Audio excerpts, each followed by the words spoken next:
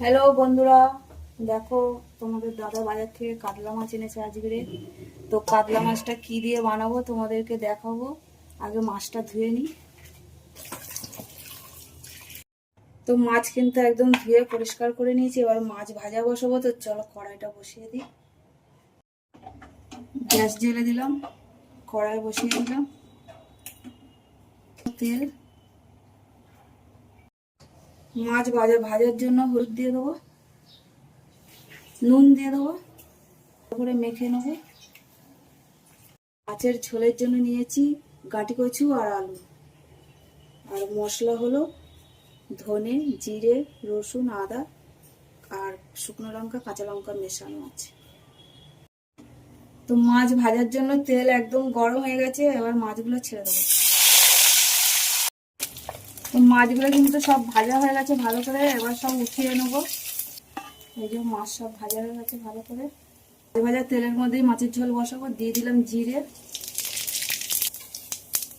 দুটো তেজপাতা আর পেঁয়াজ।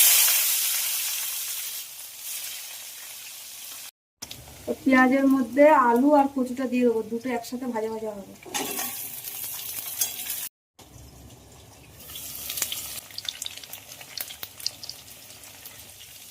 দিয়ে দেবো নুন,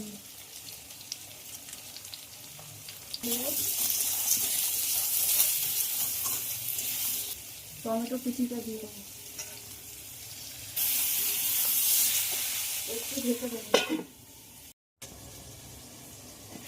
এবার দিয়ে দেবো বেটে রাখা মশলাটা।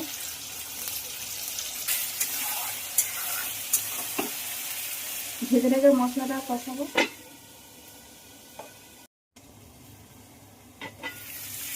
তো দেখো মশলা দিয়ে কিন্তু একদম পুরো তেল ছেড়ে দিয়েছে। এবার দিয়ে দেবো গরম জল।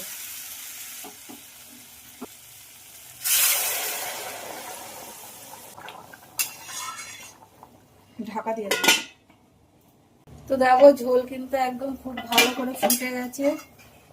এবার ভেজে রাখা মাছটা দিয়ে দেবো, ঢেকে দেবো। তো মাছ দেওয়ার পরে কিন্তু ঝোল একদম ফুটে গেছে। এবার নামিয়ে দেবো। তো আমার গাঁটি কচু আলু দিয়ে মাছের ঝোল হয়ে গেছে একদম পুরো।